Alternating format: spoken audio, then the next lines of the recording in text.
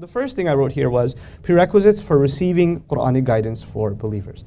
Now, the first item there is your moral compass is still intact. If you really want to benefit from the guidance of the Quran, your moral compass needs to be intact. What does that mean? In simple language, here's what that means. Every human being, Allah has gifted them with a moral calculator inside them. Every person is a moral human being, every human being. Allah put the ruh inside every human being, yes or no? That ruh was in the company of Allah. It was given the knowledge of the basics of the right and the wrong, and even knowledge of Allah Himself. We learned that in Surah Al-A'raf. Because every human being, doesn't matter if they're born in a Buddhist family, or they're born in an atheist agnost family, or they're born in a Christian family or a Muslim family, it doesn't matter. All human beings are gifted with a certain basic sense of decency. The Arabic term for that, the Islamic term for that is the fitrah. The Rasul of Allah sallallahu alayhi wa sallam would say, كُلُّ مَوْلُودٍ يُولَدُ عَلَى الْفِطْرَةِ. Every human being was given or was born with the fitrah. It's a very famous hadith of the Prophet sallallahu alayhi wa sallam. Okay, now, having said that, what does that practically mean? Practically what that means is, even when a man is, or a woman is 30, 40 years old, and they're not Muslim, even if they're not Muslim, they still have a sense of, man, that guy is getting beat up on the street, that's not right. Or these people stole money and didn't give it back, that's not correct. Or they shouldn't be insulting their coworkers that way, that isn't right.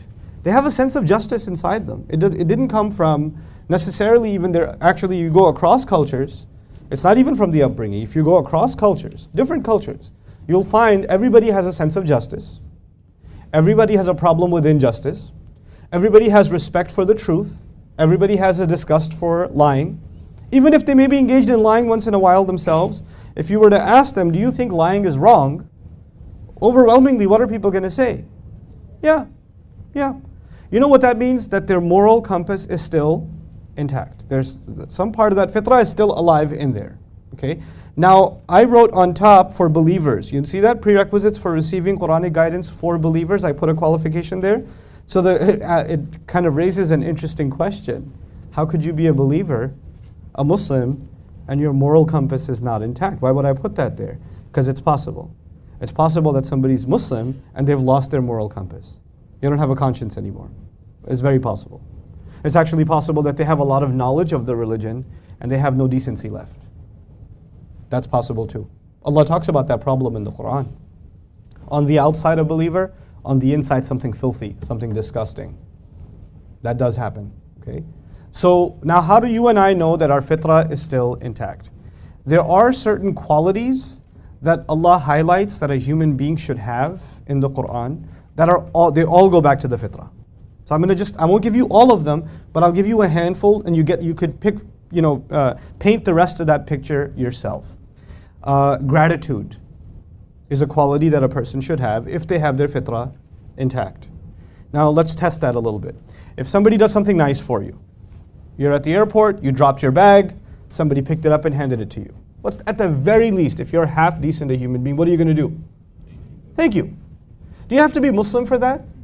No. So a sense of gratitude comes with being decent. You understand that? So gratitude is a fundamental quality of the fitrah, one of them. Okay. Thinking is a quality of the fitrah. To be able to think and process, that's a human gift that Allah has given us. Patience, kindness. These are qualities that good people have. And these are qualities that Allah highlights in the Quran, or no? He does. As a matter of fact, in many cases, He highlights that Allah loves people that are grateful. Allah loves people that are patient. He wants you to become people that think. So the things Allah wants you to become, or the things that Allah loves, are actually pretty much all qualities that we were already given as part of our fitrah. They were supposed to be inside of us already. You with me so far? Okay. So if a person has a really big patience problem, or they're not grateful for anything, they have a hard time being grateful. It's very hard for them to say thanks. It's very hard for them to be humble. Humility is another actually fundamental quality of the fitrah. And humility has many levels, but the first of them is to be able to admit your mistakes, to be able to admit you're wrong, or you're not the best, or to be able to admit someone's doing a better job than you are, right? Some people have a really hard time with that, to be able to admit their mistake. So if your fitrah is not intact, then you're going to have a hard time with the Quran. Now let me tell you what that means. That means that you might actually learn a lot about the Quran. You might learn Arabic grammar. It's just been a day for you guys, but you might learn loads of Arabic grammar. You might actually study 10 or 20 tafsir at one time, but you still won't get guidance out of it because fitrah isn't there.